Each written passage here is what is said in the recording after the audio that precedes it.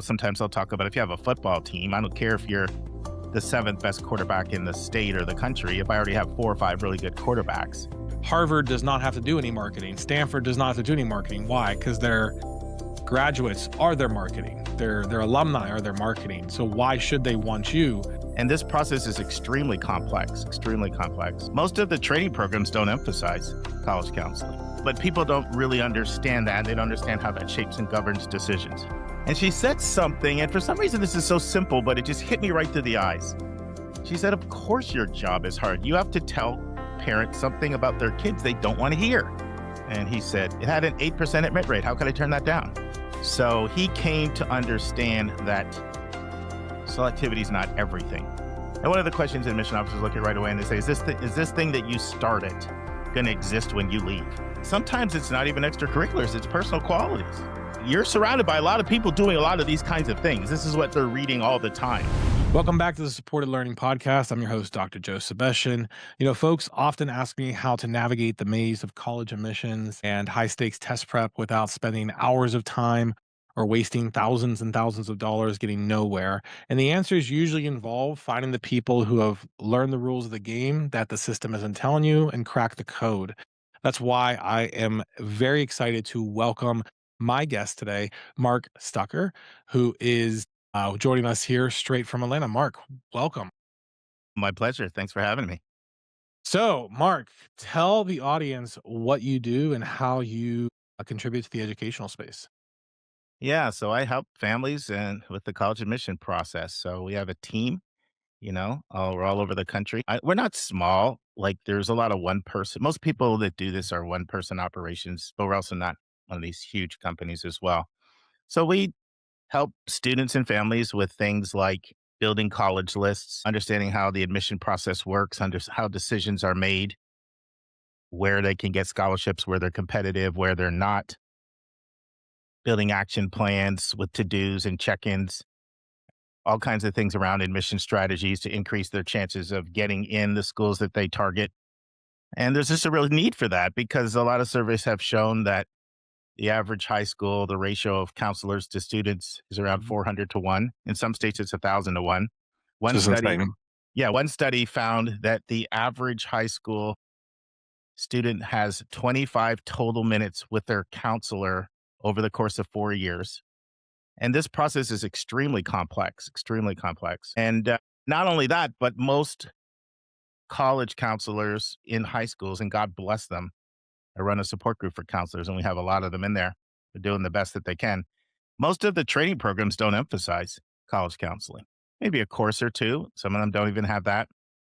They're doing all kinds of things, right? They're doing crisis management, personal counseling. They're doing all the logistical things like switching courses for people and meetings, communication with parents. Administering tests. In fact, they're doing a lot of stuff. So so hence there's a huge need. And so we sort of walk people through that process. Our focus is on authenticity. We're not out here trying to make people present themselves different than who they are. I like to use the example of if you're going for your first job, you're not going to have an imposter stand in for you in the interview. You're also not going to get a facelift the night before, but you are going to do certain things. You're probably going to make sure your hair and your shoes and your suit and everything looks as good as it can. You're going to put your best foot forward, but it's still you. So there's a lot you can do from a strategy standpoint to increase the chances of getting in certain schools. And there's a lot you can do to make sure that you get a good financial aid package from the places you're admitted. And so, that's the process. So working with mostly 10th, 11th, and 12th graders.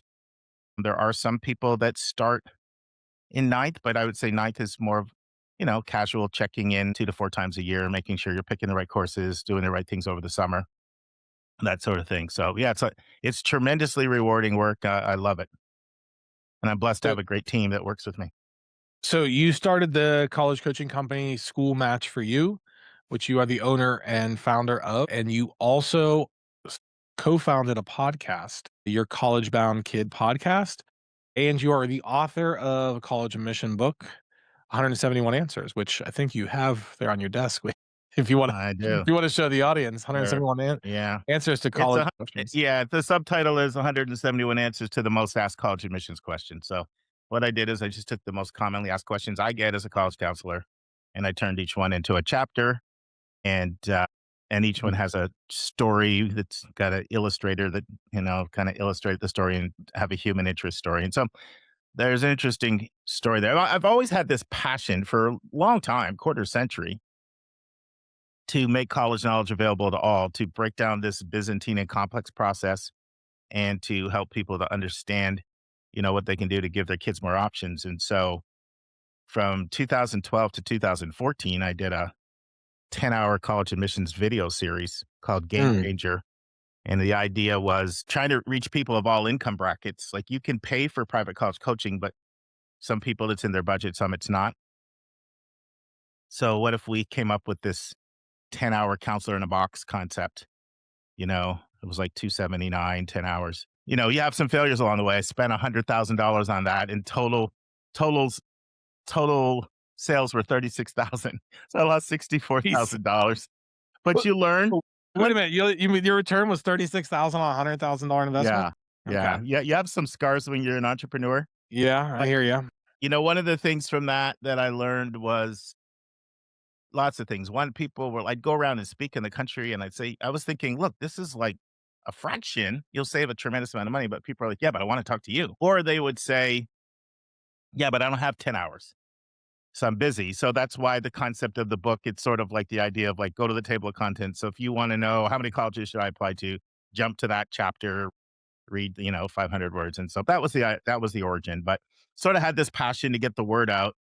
The book came out 16, the Kindle version 17, and then the podcast in the fall of 17. We were all ready to launch. We did our first episode, and we thought, I don't know if this is good enough. We hired a really good consultant, did 6 months of, like, learning, as much as we could. And then we launched in February of 2018, and we started out with one episode a week, every single week, never missed. Same time, midnight Eastern time we drop. And then 2021, we expanded to every Monday, Thursday, 2 episodes a week. And I had to, of course, expand the co-host staff. So it's a passion. I met the most interesting, fascinating people all around the world. We travel around, do receptions with listeners. I just scheduled a bunch coming up here. I've got one in Minneapolis, one in Madison, and two or three in Chicago. I'm excited about. It's awesome. Yeah, it's great. We've just started this like a year ago, less than a year Yeah, ago. So, stick with uh, it. no, I appreciate that. Yeah, I mean, we're hoping they get a lot bigger. I've had some pretty cool guests on as well, including yourself.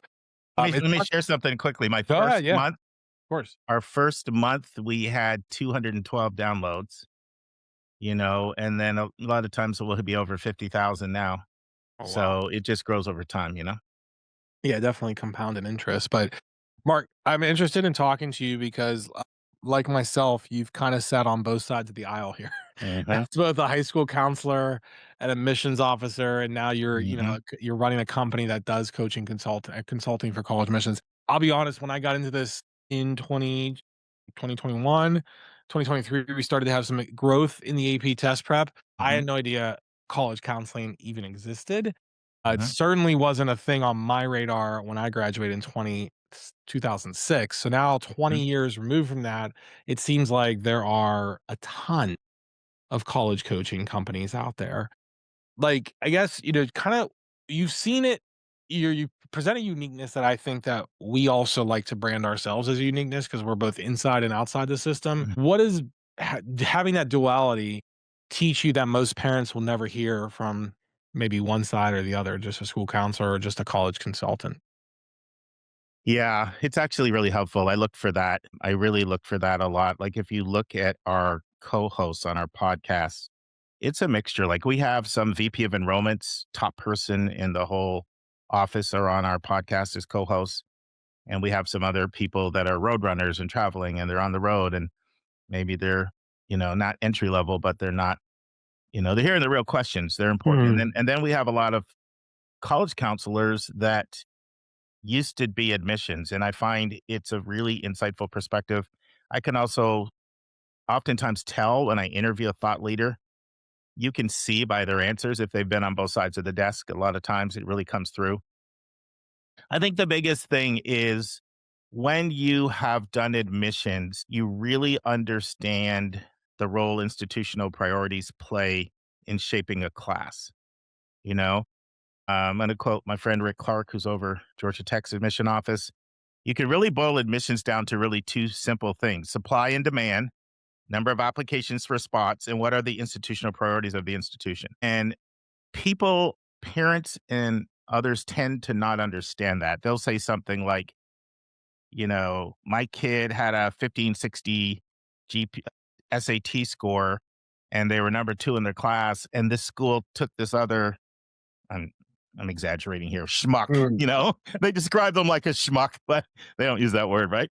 They took this other schmuck who had like 100 points lower on the SAT and was like ranked 19th in our class. Like, this system is all messed up. And they have no idea that from an institutional standpoint, you are trying to make your school stronger.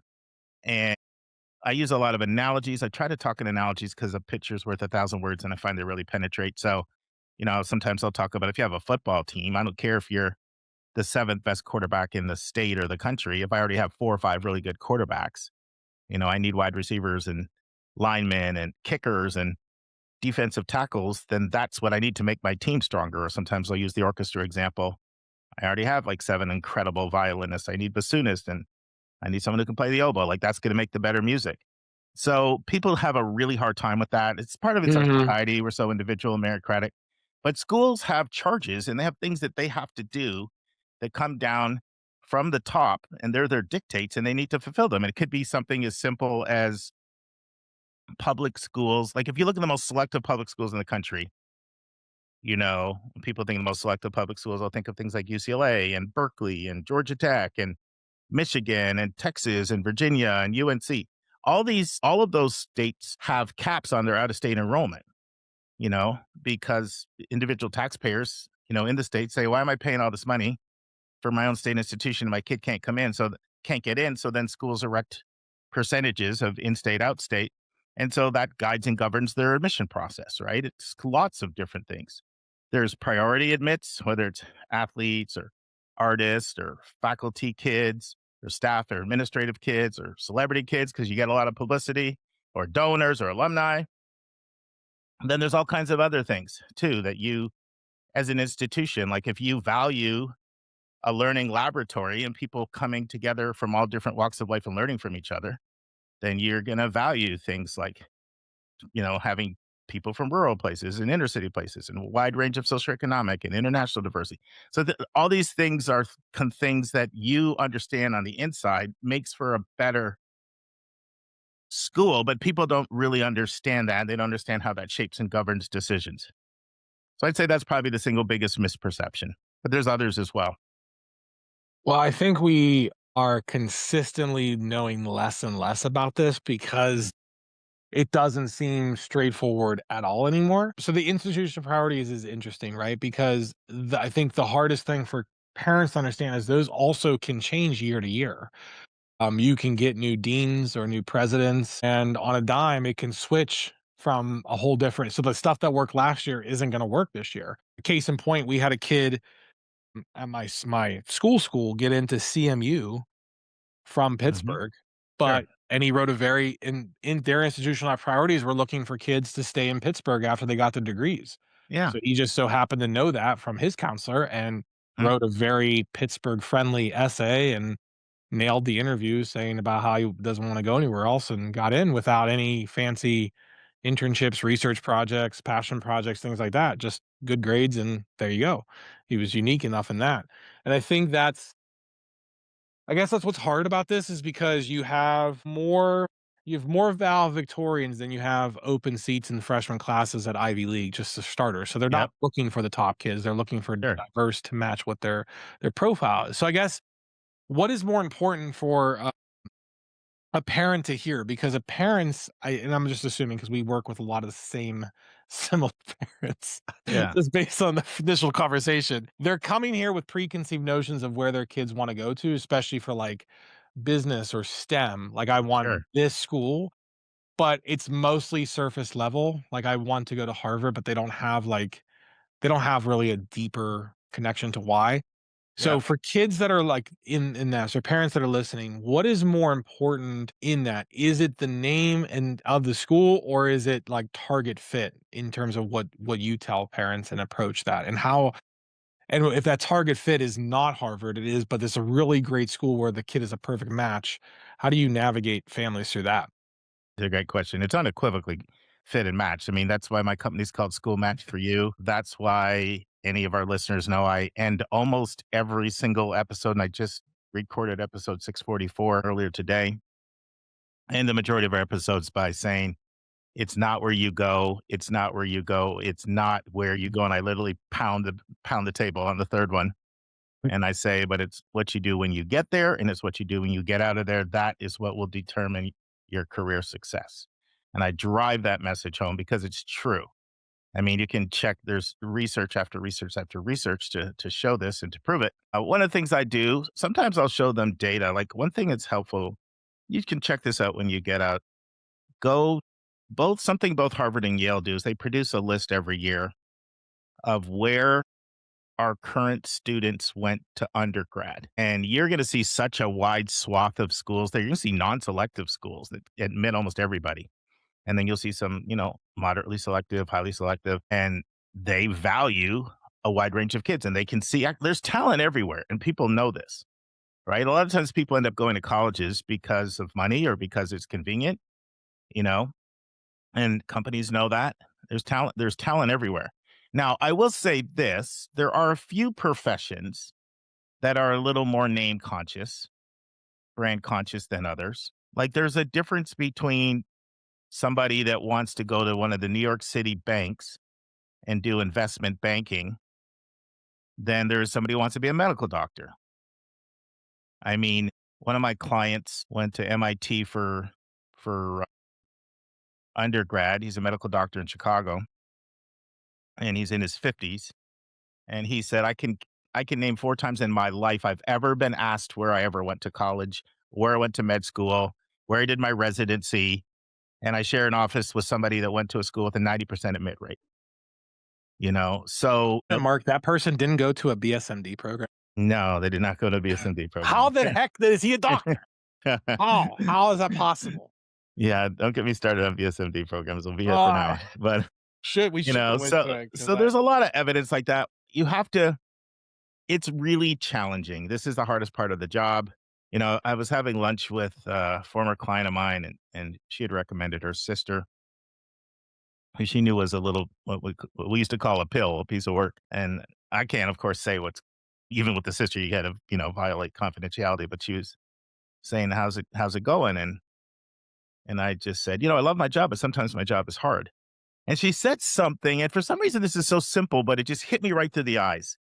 She said, "Of course your job is hard. You have to tell parents something about their kids they don't want to hear."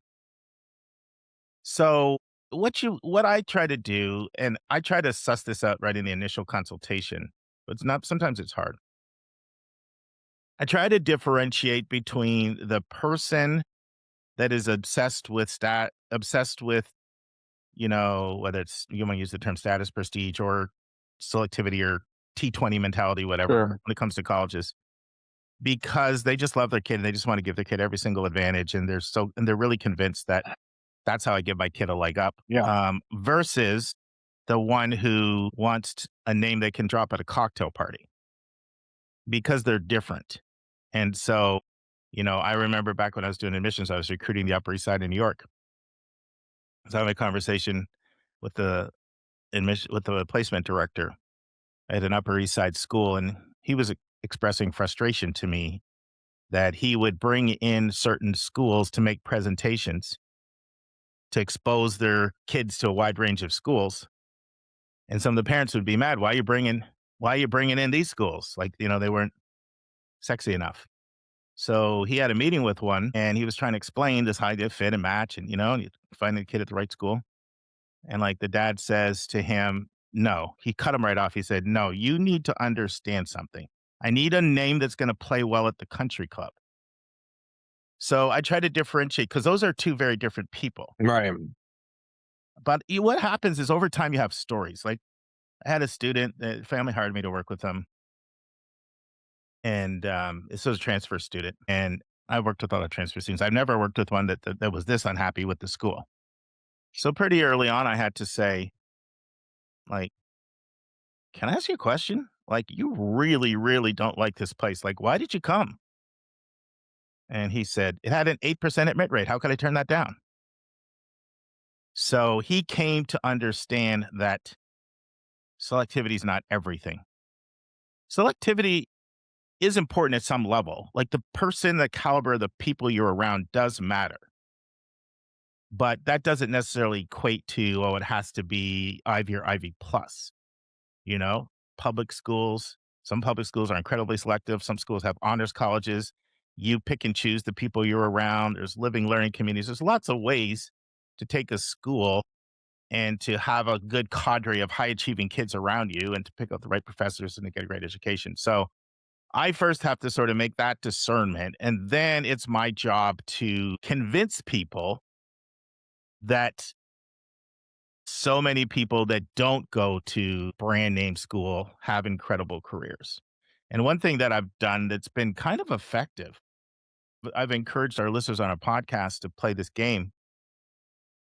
You know, it can be with your kid, and there's variations of it where you just see someone who's impressive on TV and you kind of guess. Let's guess where the kid went to college, where the person went to college. And we have this little game where it's almost impossible to pick the school. So then when you're both wrong, you look at how many miles away your school was versus where they went versus the other. And if you're closer, you get a point. And people have done different variations of the game. And we just had a podcast listener call in and say, oh my goodness, I was really, really struggling with my kid. They weren't going to a brand name. I'm taking a lot of heat in the parent community. And I played your game. And my goodness, I cannot believe how many people we are so impressed with that didn't go to brand. Most people don't go to brand name schools. There's a small number of those schools, and there's all kinds of jobs out there. So there's a person for whom, once they're convinced they don't have to go to one of those schools to have a great college experience and to have a great career, they're perfectly fine with it. Nothing's wrong with having aspirational schools. But what bothers me, like I always want kids to feel good about who they are. And I like to use this analogy. We've created this world where, you know, if you don't go to the NBA All-Star game, you're a loser. And what I mean by that is kind of what you said. There's schools in this country that admit 1 and 3, 1 and 4 valedictorians. And then there's people all over the country that have bought into the canard that if I work hard enough and do everything, then I'll get into that school. And then they're judging themselves on as a success or lack of success, whether they accomplish that. And they're setting themselves up for failure and they're setting themselves up for real self-esteem hits. So once again, you know, I believe in straight talk. So when I'm working with families, most families value, you know, the expertise of letting their kid know honestly whether you have a shot at the school or not. And if not, you know, we need to look at others on the list. But there's just a lot of things. You build up stories over time. The one thing that I've learned is you get more than one bite of the apple. Sometimes I'm the first person to tell the student No. that that going to Duke is a long shot for, you know, and or I've in my 26 years I haven't seen someone with your profile get in there. So I think we honestly need to look at other and you know they're crestfallen and sometimes it's really hard. But then you know what? They start to have other evidence come in. A lot of times it's actually easier for the kids than the parents. There's the parents, it's changed so much from when they went. They can't adjust, they can't Yeah. handle that. But the kid might know, well, this ridiculously smart kid who's a grade above me got denied.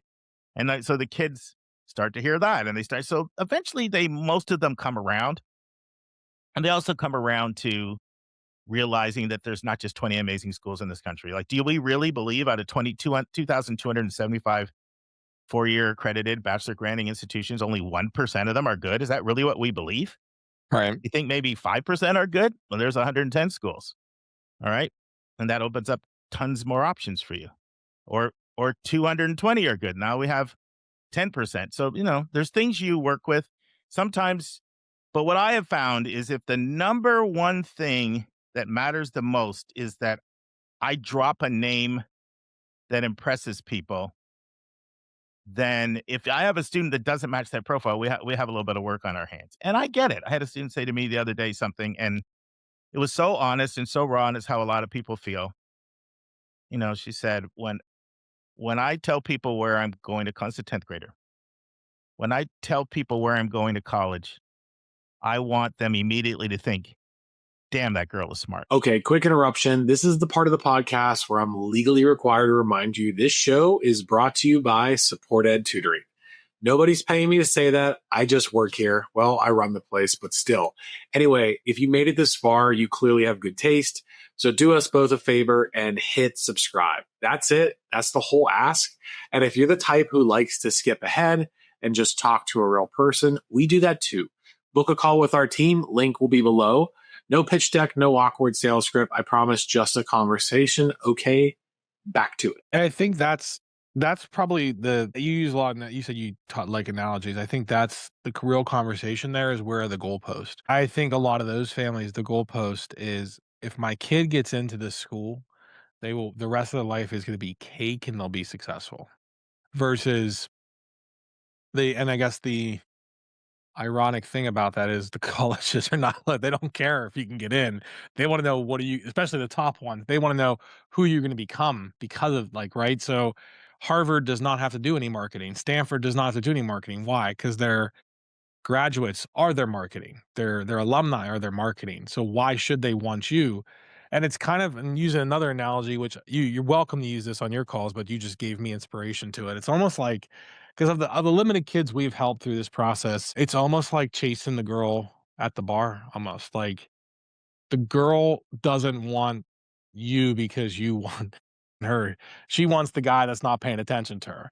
And it's like it's almost like that in college admissions. And what I think the transformation is the authenticity, right? So many kids, as I think driven by the parents, are being told or branded or marketed to that they need X, they need a passion project here, they need this crazy internship here, they need this research project to get into this school when a kid can get in by just being themselves authentically, not faking anything. They're not perfect. They don't have to fake anything on the profile. They do obviously meet the minimum academic requirements, but they're more unique and they stand out in a sea of all these things. And I think I'm interested in from hearing from your perspective because you've been in a lot longer than I have. The field of college coaching has become crowded with a lot of noise in sales and marketing. And oftentimes people are being sold a false bill of goods that doesn't actually do anything except empty the pockets of otherwise unsuspecting parents. Just speak on that, I guess, in a little bit Oh, because yeah. you seem like a very authentic person from the ground up. So I mean, that's what we aim to be as well. But I do you see the big brands out there too that are just saying you need this, this, this. I'm like, yeah, you need a passion project because they're an affiliate with a company that gives you a passion project for another $6,000, which they'll get a cut for. Like, and you're waiting till you like, don't I told a kid straight up 2 weeks ago, joined our I'm like, no, you're not going to do a passion project your senior year. Why? Because you waited till your senior year to start a passion project and you're going to spend all this time for your summer when you could be just rounding out your application and the school's gonna be like, okay, why did you start this thing you were so passionate about 3 months ago to get into your school? Cool. Moving on to the next one.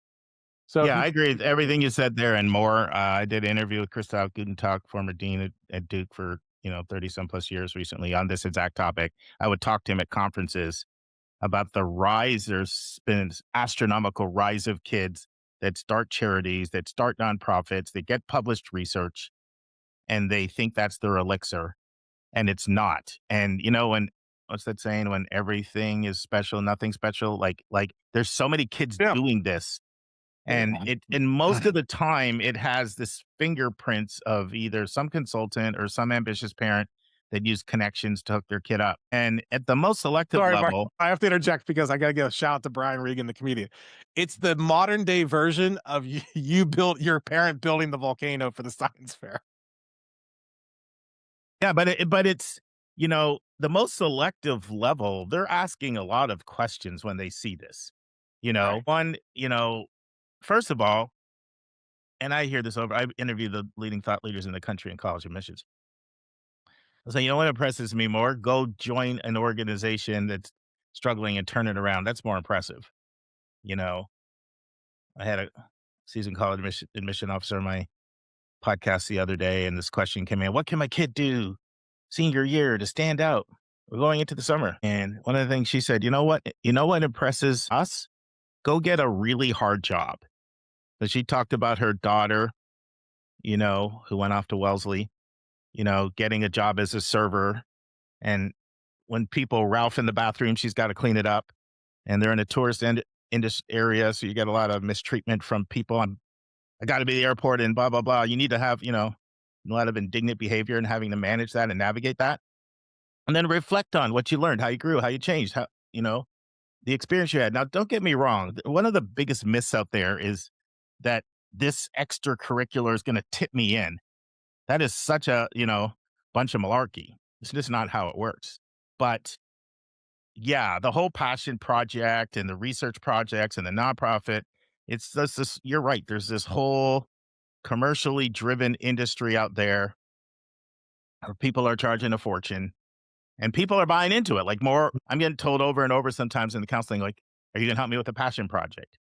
The only time I really see passion projects really, really work is when the kid has so much passion that they would do the project if it wasn't related to college admission because they're just driven because they love it so much. And that infectious love for their subject enables them to make a difference in sizable ways. Like when you look at extracurriculars for most well-resourced kids that are applying to the most selective schools, their extracurriculars, not always, but most of the time, they look like someone who's 45 years old. Like their extracurriculars are ridiculous. So you just doing this little thing doesn't stand out at all. And it more often than not, you know, makes an admission officer look under the hood and say, okay, is this, fabricated or contrived? That doesn't Right. mean, now don't get me wrong. There's a saying admission officers say, which is we don't judge what we don't know. So they're always trying to read to admit, believe it or not. They want to give the kid the benefit of the doubt. But I'm saying the bar is just really, really, really high that you did something that improved people's lives, that showed you were an agent of change in some very significant ways. And one of the questions admission officers look at right away and they say, is this thing that you started going to exist when you leave? And if there's no evidence that it is, it doesn't move the needle the way people think. And there's so many myths out there about, people are always looking for the secret sauce. There is no secret. I mean, there's themes. There's themes. Every college wants a good student, a good citizen, and someone that's going to, be a significant contributor. They want people that are going to come in and make a big splash. In my college admissions video series, I literally went out to water and I threw a little pebble in the water. It made a little ripple, and then I picked up the biggest rock I could pick up. We had a film crew. Obviously, it makes a big splash, and I'm like, the admission officers want the kid who's going to make the big splash. They do want that on their campus, and they want it for 60 years as an alumni. But sometimes it's not even extracurriculars; it's personal qualities.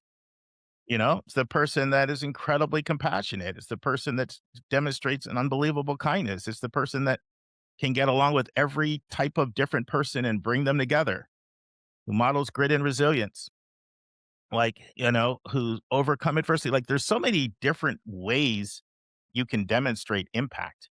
And schools are looking at it. The most selective schools are looking at this from the process of, what did you do with the resources that you have? And if you're coming from a well-resourced area, and they can see that. They see all that evidence. They see it in your zip code. They see it in your parents' professions. They see it in everything, your schools.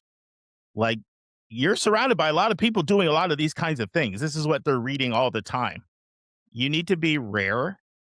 Colleges want what they don't have. And like you said, they want people who are interesting and unique. So, from your experience, now I'm blessed enough to be in a school that has a very robust college admissions process, but even that, and we're actually under the CDC recommendations of 250 to 1. But like the kids that are in my programs, a lot of them are come from Texas or Georgia or Florida and California, and especially the AP kids. I'm like, I don't even know what's going on in these schools, what they're teaching. Like, it's just insane what that, not covering the curriculum, things like that. But at this point, like, if you want to go to college and you're aiming at, like, just say the top 10%, because that's like what, 250 schools, top 10% of schools in this country, can you successfully do it without a college admissions counselor? Yeah, absolutely. Just like you can do well on the SAT without an SAT tutor. A lot of people, self-study and do extremely well. We have people that listen to our podcast all the time and are DIYers, and then they'll write in afterward and these long, heart moving emails about how they took all the knowledge that they gleaned about how schools make decisions and what colleges look for. And they applied it with their own kid and here are the results. Like we hear that all the time. So, it's a personal preference whether somebody wants, it's no different than, am I going to fix my own car?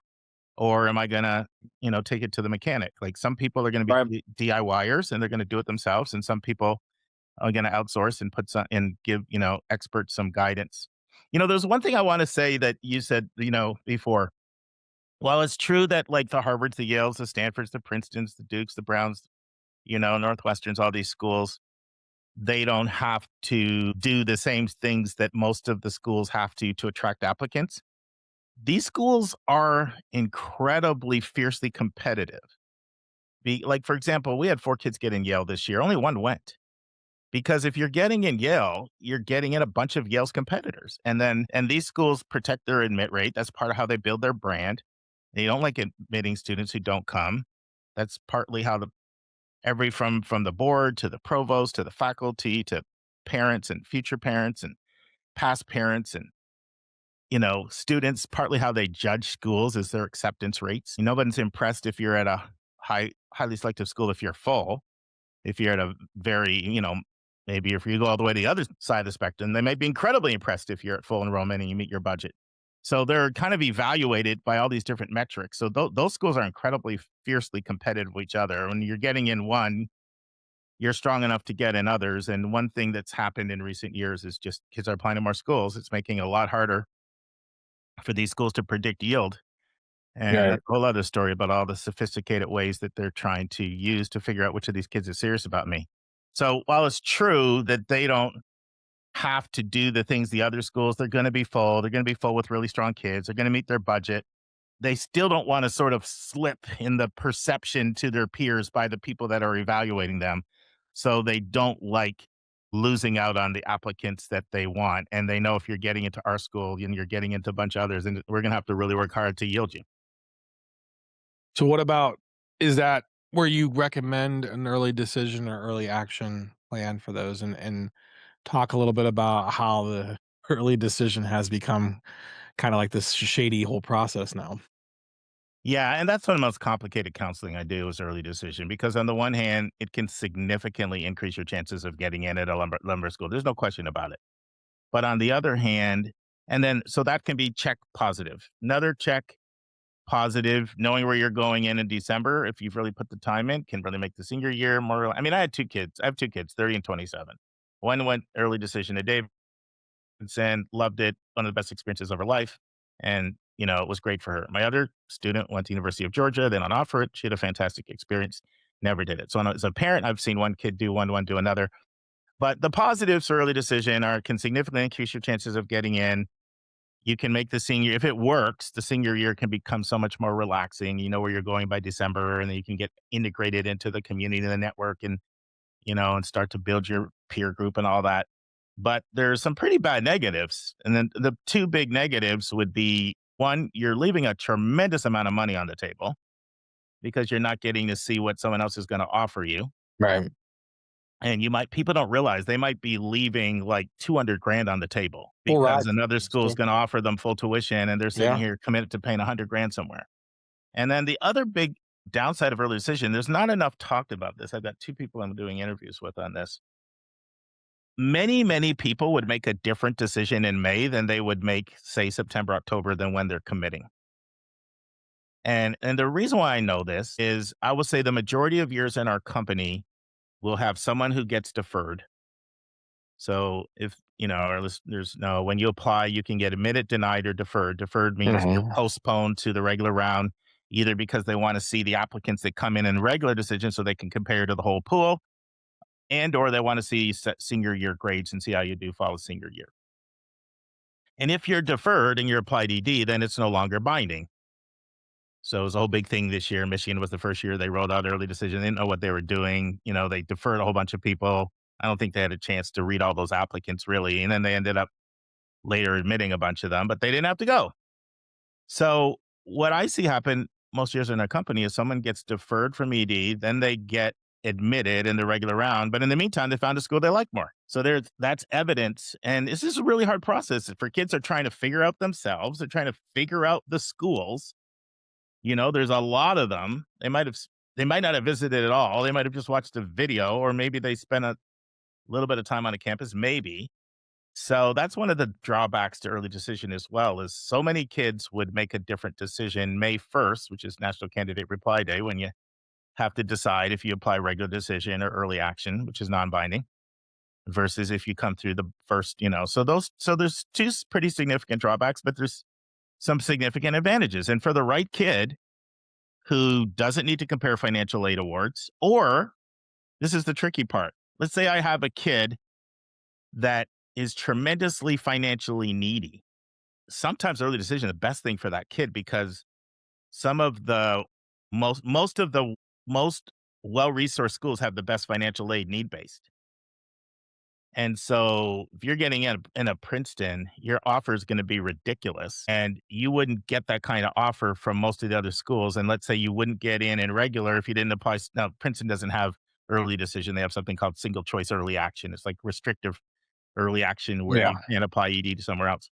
But there's other schools like that as well that have incredibly generous. So that's what makes counseling with ED so complicated. Sometimes it's great. Sometimes it's not great. Let me end with this, probably an easy one. What is the number one question you get asked? College. Probably how many colleges should I apply to? What is the answer? That one, it completely varies. There's all kinds of different circumstances, you know. Is money important? Are you applying to highly competitive majors? Have you visited before? How organized are you when you're starting? How much work are you willing to put in? There's not an answer to that. Not a standard answer. I'd say for most kids, it depends. Are you looking at doing a national search, regional search? For most kids, 2 to 5 schools in 3 buckets is good. Like I like to call a challenge school. Most people call it reach schools. I like to use that word challenge because they're more challenging to get in. They're more challenging to get in clubs. They're going to be more challenging. It takes a little bit of that allure off of harder to get in equals better that people think of when they say reach. So for me, that's a school with a 15 to 35% chance. So it's not a perfect number, but a few in that bucket, and then a few in the possible bucket, 34 to 74% chance, and then probable bucket, 75 up to the high 90s. Normally 2 to 5, 3 to 5 in each of those if for someone doing a national search for most people, but there's lots and lots of exceptions to that. And it's not etched in stone. If someone's like, but I really like 6 schools in this bucket, well, then apply to them. I always say to people, applying is not committing to go.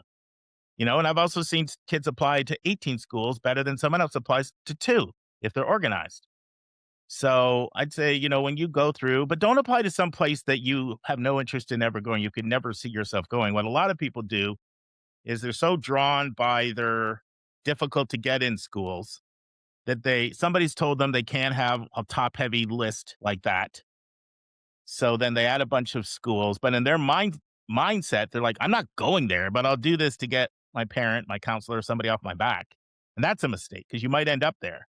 So vet your whole entire list.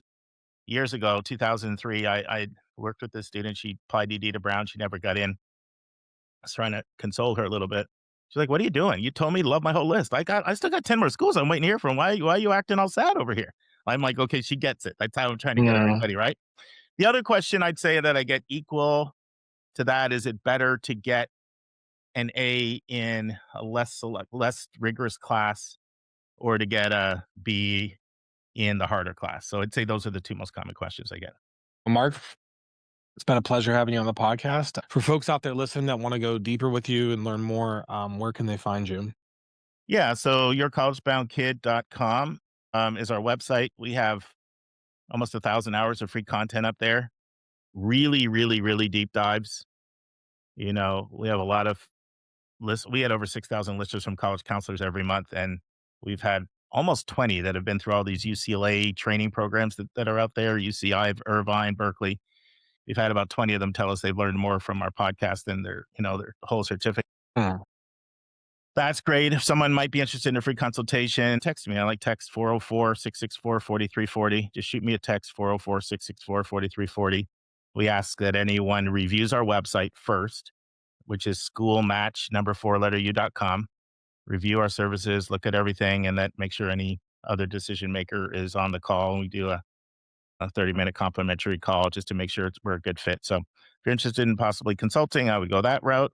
If you want to get great free information, I interview all the industry giants. We ask the really tough questions. I tell you what, the episode that's going live tomorrow, it'll be out by the time this airs, 6:44.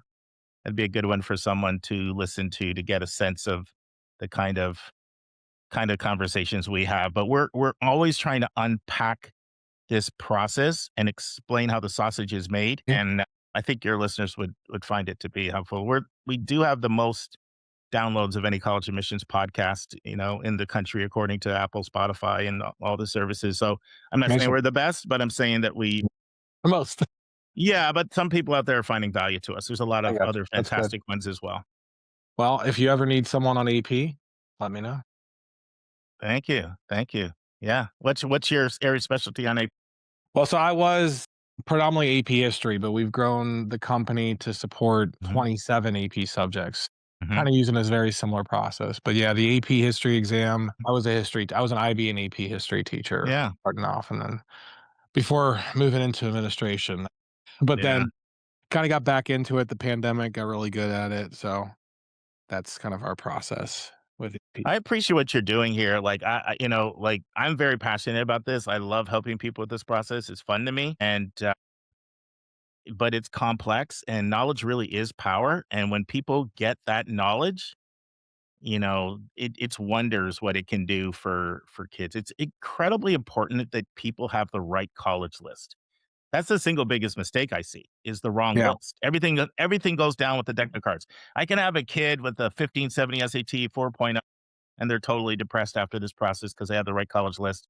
I can have a kid with like a 2.7 and a 900 SAT, and I'm literally thinking of someone right now who says, "This is just so great. It just feels good having so many people love you and the way they're courting me," and then they end up walking away feeling better about themselves, all because one kid had the right list and the other kid didn't. Go where you wanted. I think that's probably the biggest thing. I had a kid, Mhm. we dabbled in this of like a 3-1 and wanted to go to Florida and NYU. I'm like, it's just I call it the cake is baked in your senior year. Like we're not Right. moving the needle here. So like, but there are a lot of schools that will take you. And especially like I would go, if you're gonna be a doctor, go as cheap as possible for undergrad. Like it's like no one cares where you went to undergrad. They care that you have a doctor, that you're a doctor. So but Mark, And there's some places that you can go where they have a great track record of placing kids in med school that absolutely. they give great packages, Yeah. too. So, right, the average acceptance rate is 73% out there. There's lots of schools out there that there's a school out there for every kid. And it's not just go where you're wanted, it's know this process well enough so you're able, especially if you're a DIYer, so that you know how to self-assess whether or not you have a chance. Because most people underestimate the competition, they overestimate themselves. And if you figure with 26, 28,000 high schools out there, that's 56,000 kids, number one or number two in their class. And they all tend to apply to the same 20 schools. So people really need to properly know how to assess what are my chances at the schools of interest. And that's probably the single biggest mistake that I see that people make. Awesome. Mark, thank you for your time. Great meeting you. Hopefully we'll be in touch and we'll see you next time. I love this stuff. Anytime you need me, I'm pretty passionate about it. Thanks for having me on, Joe. All right. Well, thank you all for joining the Supported Learning Podcast. We'll see you next time. Thank you.